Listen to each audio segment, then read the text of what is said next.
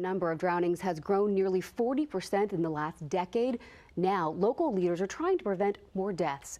But despite those efforts, many say visitors are being led to dangerous and sometimes deadly locations.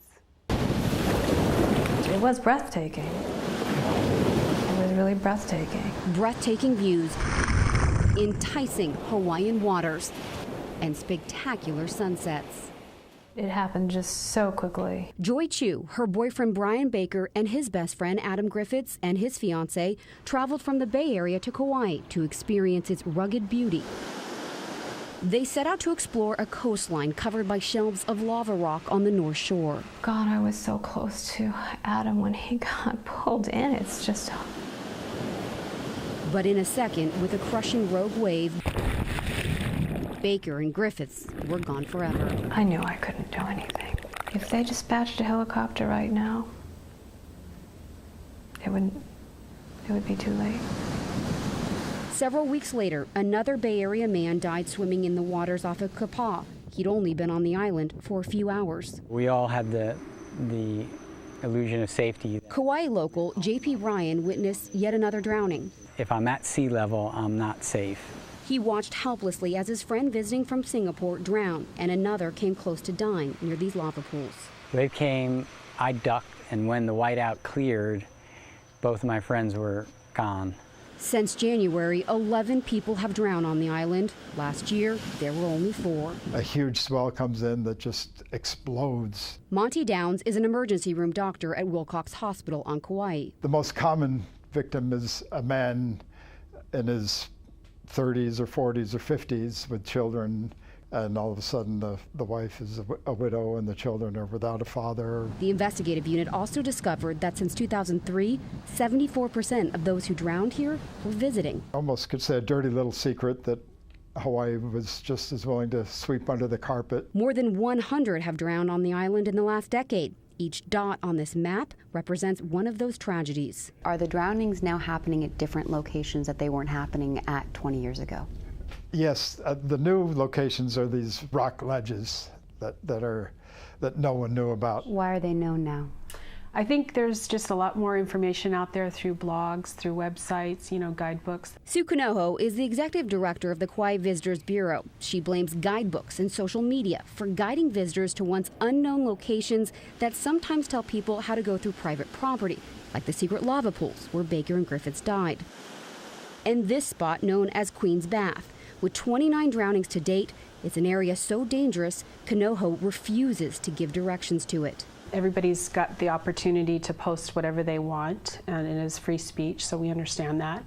But at the same time, we want to make sure that they're sending people to the right places. This is the location that the Visitors Bureau won't tell tourists about, but you can see the parking lot is full, and right at the entrance to the trail down here, you can see a warning sign, but it's somewhat hard to see. And walking down to Queen's Bath, you will run into a steady stream of visitors.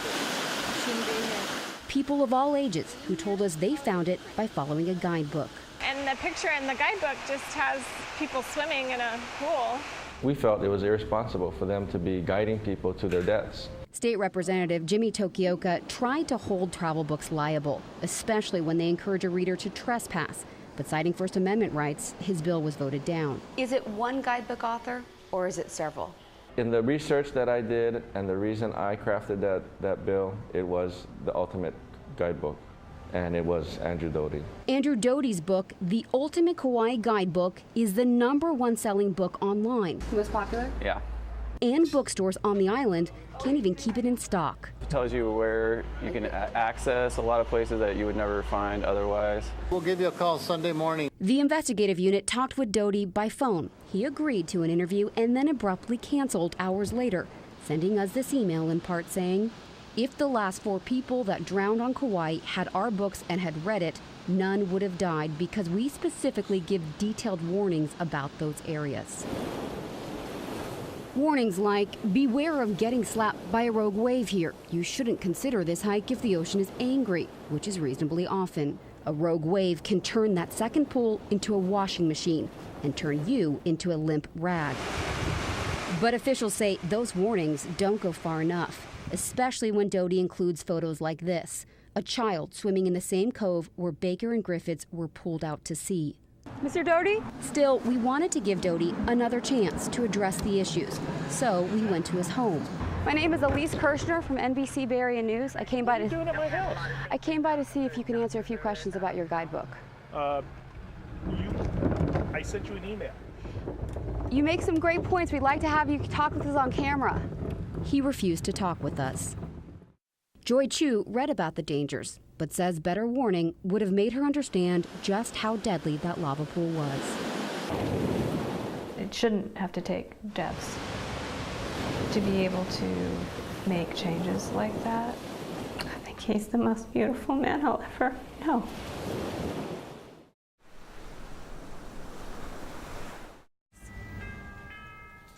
Lush mountains, towering above even more impressive waves that crash onto 90 miles of coastline.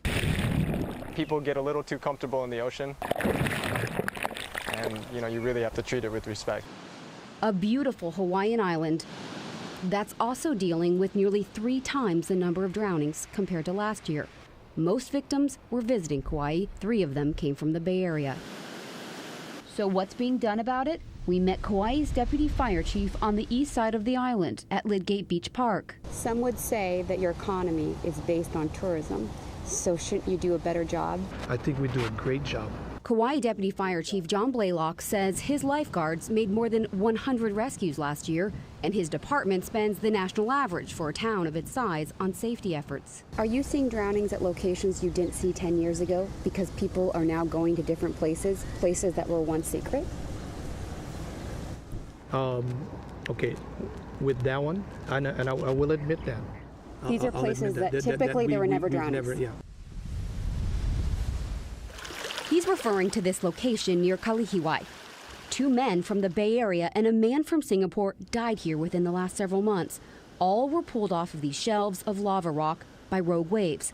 The deputy fire chief blames guidebooks, social media, even apps for leading visitors to this once secret coastline with no lifeguards in sight. They have opened up areas that are beautiful, but that people shouldn't go. Monty Downs is an ER doctor at Wilcox Hospital and president of the Kauai Lifeguard Association. It can be calm for 20, 25 minutes, and then a minute later, a huge swell comes in that just explodes and can knock you off the rocks or pull you off the beach. No warning. Without warning, that's right. It's become such a problem, an ocean safety video now plays on loop at the airport. The state is also asking airlines to play a video on flights into Hawaii, warning visitors. And Dr. Downs has placed these safety tubes around the island at popular spots like Queen's Bath and Hanakapiai Beach. That's where we found Mark Hubbard. The rivers get dangerous. Now retired, Hubbard treks the 2-mile trail that leads to Hanakapiai Beach every 2 weeks. First quarter mile is uphill like this. Maintaining the path and helping visitors. This is the warning sign about swimming at Hanakapiai Beach. And this is the number of drownings that have been recorded so far. During flash floods, massive amounts of search and rescue resources are focused here. In February, 50 people in one day were airlifted out. One woman from New York could not be saved and was swept out to sea. But the deadliest location in the last decade has been Kipu Falls near the south side of Kauai. It's so dangerous, some guidebook authors agreed to take it out of their books. And landowners built a fence to keep visitors from jumping off the falls. People can't see it anymore. They want to see a waterfall, any waterfall. When you can swim in it, you can swing on a rope, but it is dangerous. It's a two-edged sword. I don't know which side you take. It's that raw, rugged beauty that draws people to Kauai. Local leaders say that here, Mother Nature can be aggressive, but enjoyed with caution, even on lifeguarded beaches. There's currents that are pulling out. And this is one of the safer locations. This is one of the safer locations. If you'd like to learn more information about the dangerous coastlines, just go to our website, nbcbayarea.com. And if you scroll down, you're going to see an interactive map. There you will see the locations of the drownings dating back to 1970. We've also set up graphs giving you information about EMS calls on the island.